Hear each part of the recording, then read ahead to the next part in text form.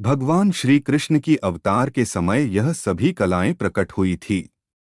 इन कलाओं के नाम है। श्री कृष्ण की 16 कलाओं के नाम। एक, श्री प्रथम कला के रूप में धन संपदा को स्थान दिया गया है। जिस व्यक्ति के पास अपार धन और आत्मिक रूप से भी धनवान हो, जिसके घर में कोई भी खाली हाथ न जाए, वह प्रथम कला से संपन्न माना जाता है। यह कला भगवान श्री कृष्ण में मौजूद है।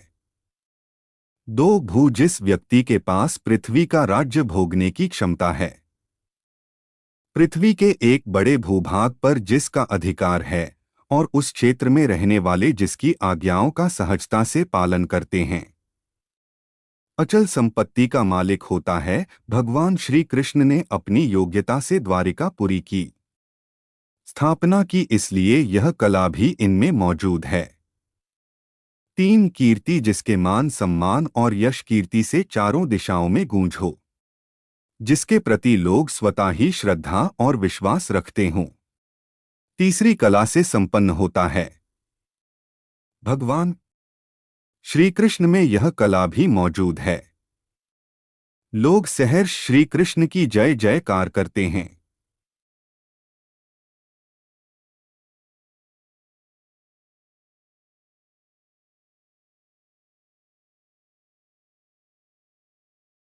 चार, इला, चौथी कला का नाम इला है, जिसका अर्थ है मोहक वाणी।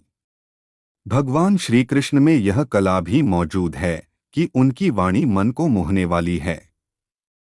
पुराणों में ऐसा भी उल्लेख मिलता है कि भगवान श्री कृष्ण की बातों को डोक सुनकर अत्यंत क्रोधी व्यक्ति भी अपनी सुध बुध खोकर शांत हो जाता था।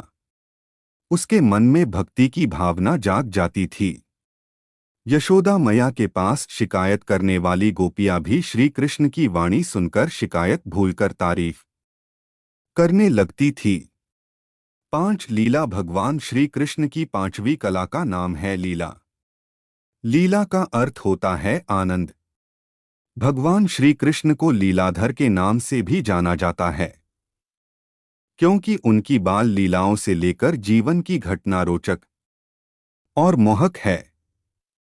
इनकी लीला करने वाली कथाओं को सुनकर कामी व्यक्ति भी भावुक और विरक्त हो जाता है।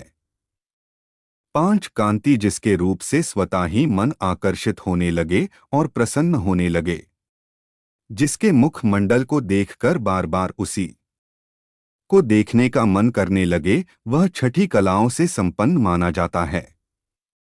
भगवान श्री कृष्ण की इसी कला के कारण पूरे ब्रजमंडल की गोपियां उनकी छवि को देखकर मोहित हो जाती थी और उनको पति के रूप में पाने की कामना करने लगती थी।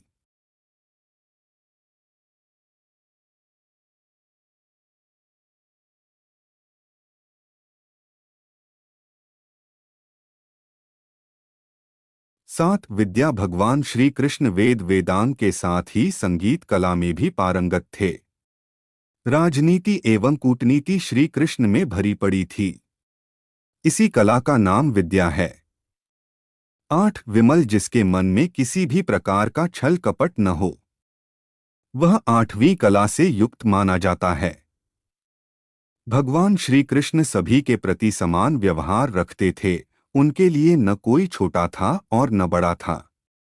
महाराज के समय भगवान ने अपनी इसी कला का प्रदर्शन किया था। इस समय इन्होंने राधा और गोपियों के बीच कोई फर्क नहीं समझा। सभी के साथ समान भाव से नृत्य करते हुए सबको आनंद प्रदान किया।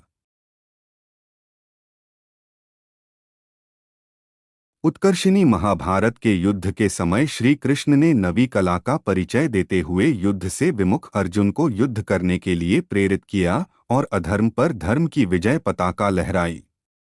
नवी कला के रूप में प्रेरणा को डोट स्थान दिया गया, जिसमें इतनी शक्ति मौजूद हो कि लोग उसकी बातों को लेकर प्रेरित हो जाएं। 10, ज्ञान, भगवान श्री कृष्ण ने जीवन में कई बार विवेक का परिचय देते हुए समाज को नई दिशा प्रदान की, जो 10वीं कला का उदाहरण है। गोवर्धन पर्वत की पूजा और महाभारत के युद्ध को टालने के लिए दुर्योधन से 5 गांव मांगने का विचार कृष्ण के विवेक का परिचय देता है। 11 क्रिया 11वीं कला का स्थान क्रिया को प्राप्त है। भगवान श्री कृष्ण इस कला से भी संपन्न थे, जिनकी इच्छा मात्र से दुनिया का हर काम हो सकता था। वह कृष्ण सामान्य मनुष्य की तरह कर्म करते हैं और लोगों को डोट कर्म करने की प्रेरणा देते हैं। महाभारत के युद्ध के समय भले कृष्ण ने युद्ध ना किया हो, लेकिन अर्जुन के सारथी बनकर युद्ध का संचालन किया। 12 योग जिसने अपने मन को केंद्रित कर लिया हो, आत्मा में लीन कर लिया हो, वह 12वीं कला से संपन्न माना जाता है। भगवान श्री कृष्ण को योगेश्वर कहा गया है। वह उच्च कोटि के योगी थे। अपने योग बल से श्री कृष्ण ने माता के गर्भ में पल रहे परीक्षित की ब्रह्मास्त्र से रक्षा की थी। मृत गुरु पुत्र को पुनर्जीवन प्रदान किया। 13वीं कला का नाम प्रहवी है।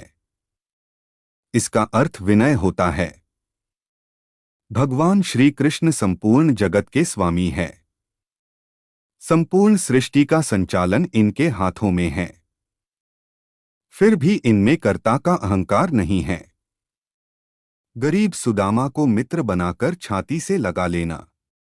महाभारत युद्ध में विजय का श्रेय पांडवों को दे देते हैं। सभी विद्याओं में पारंगत होते हुए भी श्रेय गुरु को देते हैं। ज्ञान प्राप्त 14 सत्य भगवान श्री कृष्ण की 14वीं कला का नाम सत्य है। श्री कृष्ण कटु सत्य बोलने से भी परहेज नहीं रखते और धर्म की रक्षा के लिए सत्य को परिभाषित करना भी जानते हैं। यह कला सिर्फ श्री कृष्ण में है। जब शिशुपाल की माता ने कृष्ण से पूछा कि शिशुपाल का वध क्या तुम्हारे हाथों होगा, तो निसंकोच कह देते हैं कि यह विधि का विधान है और मुझे ऐसा करना पड़ेगा। रिश्तों की डोर में बंधे होते हुए भी श्री कृष्ण झूठ नहीं बोलते। 15 इसना 15वीं कला का नाम इसना है। इस कला का तात्पर्य है कि व्यक्ति में उस गुण का मौजूद होना जिससे वह लोगों पर अपना प्रभाव स्थापित कर पाता है। आवश्यकता पड़ने पर लोगों को अपने प्रभाव का एहसास दिलाता है। श्री कृष्ण ने कई बार जीवन में अपने इस कला का प्रयोग किया।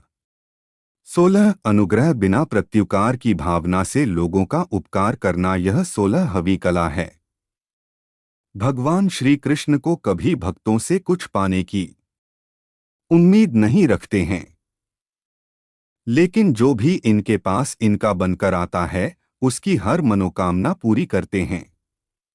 16 कलाएं थी। अब आइए जानते हैं कि श्री कृष्ण में 64 गुण कौन कौन से मौजूद थे। 1 नृत्य, 2 वाद्य, 3 गायन, 4 नाट्य, 5 इंद्रजाल, 6 नाटक, 7 सुगंधित चीजें, 8 फूलों के आभूषणों से श्रृंगार करना, 9 बेताल आदि को बस में रखने की विद्या, 10 बच्चों के खेल, 11 विजय प्राप्त कराने वाली विद्या, 12 मंत्र विद्या, 13 शकुन अपशकुन जानना, 14 रत्नों को अलग अलग प्रकार के आकारों में काटना, 15 कई प्रकार के मात्र का यंत्र बनाना, 16 सांकेतिक भाषा बनाना, 17 जल को बांधना, 18 बेल बूटे बनाना, 19 चावल और फूलों से पूजा के उपहार की रचना करना, 20 फूलों की सेज बनाना, 21 तोता मैना आदि की बोलियां बोलना, 22 वृक्षों की चिकित्सा, 23 भेड़ मुर्गा आदि को लड़ाने की रीत, 24 उच्चाटन की विधि, 25 घर आदि बनाने की कारीगरी, 26 गलीचे दरी बनाना, 27 बढ़ी की कारीगरी, 28 पट्टी बेंत आदि बनाना, 29 तरह तरह के खाने की चीजें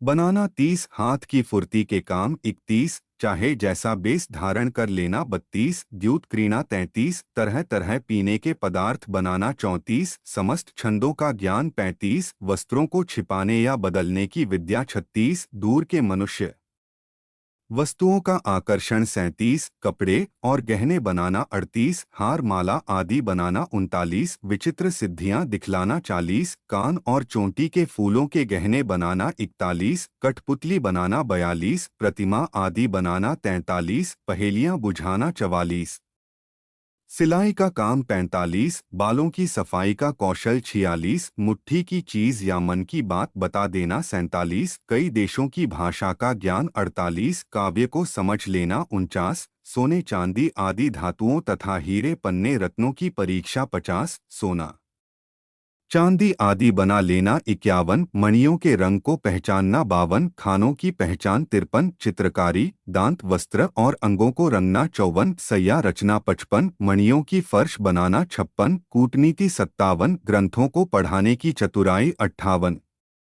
नई नई बातें निकालना 59, समस्या पूर्ति करना 60, समस्त कोशों का ज्ञान 61, छल से काम निकालना 62, मन में कटक रचना करना 63, कानों के पत्तों की रचना करना यानी शंख हाथी दांत सहित कई तरह के कान के गहने तैयार करना 64, समस्त विद्या में पारंगत